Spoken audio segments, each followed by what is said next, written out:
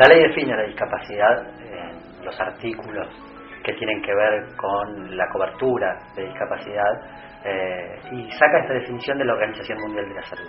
¿Cómo la define? De memoria no es lo mío, pero básicamente dice que una discapacidad posee la persona que padezca una alteración física o mental, permanente o prolongada, que en relación a su medio de vida, a su contexto, le provoque desventajas considerables. Es decir, es una definición amplia. Si vemos, mucha gente tiene una alteración funcional, que puede ser física o mental, que se contempla la posibilidad de que no sea permanente, sino prolongada solamente. Y siempre y cuando esto le implique desventajas considerables en su medio de vida, bueno, ya hablamos de una discapacidad. Esto hay que certificarlo, ¿verdad? Claro. Tiene que haber un certificado de discapacidad. Ok.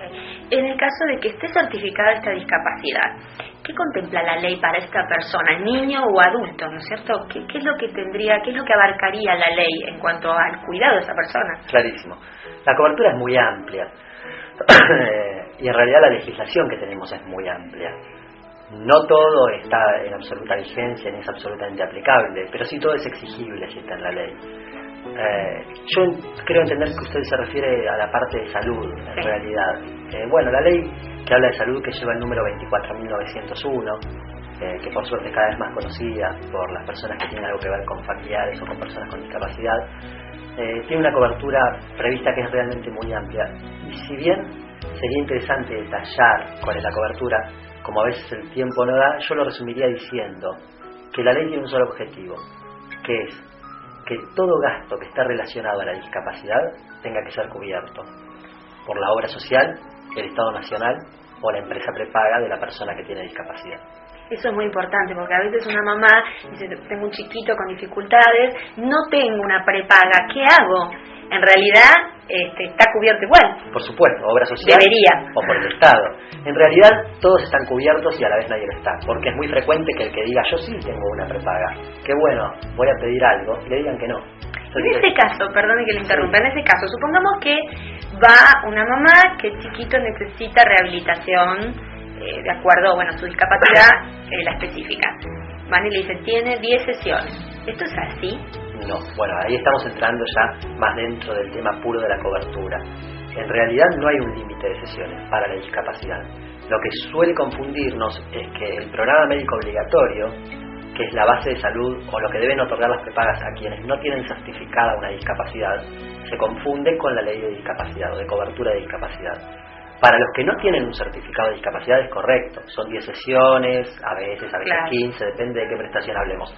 Para los que tienen certificado de discapacidad no hay límite en la cantidad de sesiones, el único límite es el que prescriba el médico tratante. Valga el ejemplo, si el médico prescribe 75 sesiones de fonoaudiología por mes, deberán ser cubiertas 75 sesiones. Muy claro.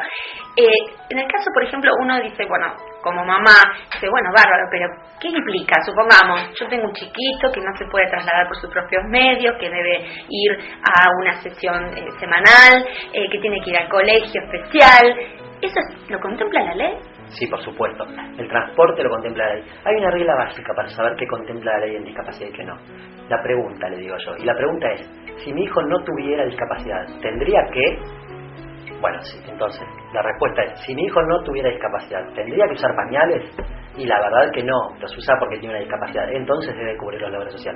Y la verdad que sí, porque tiene 6 meses, entonces no lo cubre la obra social. Claro. O sea, aunque justo el de los pañales no es el mejor ejemplo porque en los chiquitos, en los bebés con discapacidad, la jurisprudencia ha reconocido la cobertura de pañales, sí podemos usar otro ejemplo. Si mi hijo tuviera discapacidad, ¿se hubiera resfriado en la plaza? Si no tuviera discapacidad, perdón. No se hubiera resfriado porque su discapacidad es respiratoria realmente, entonces el remedio va al 100%. Y si la respuesta es sí, la verdad que se hubiera resfriado igual, porque mi hijo tiene discapacidad en un brazo, se resfrió como se resfría otro nene en la plaza. Entonces la cobertura no es del 100%. Okay. Siempre en lo que está relacionado con la discapacidad. En el ejemplo que usted me menciona, el transporte, el nene tiene que ir a la escuela especial, tiene que ir al tratamiento. ¿Por qué? Por su discapacidad. Entonces el transporte lo tiene que cubrir la obra social. La niñez tiene un espacio nuevo.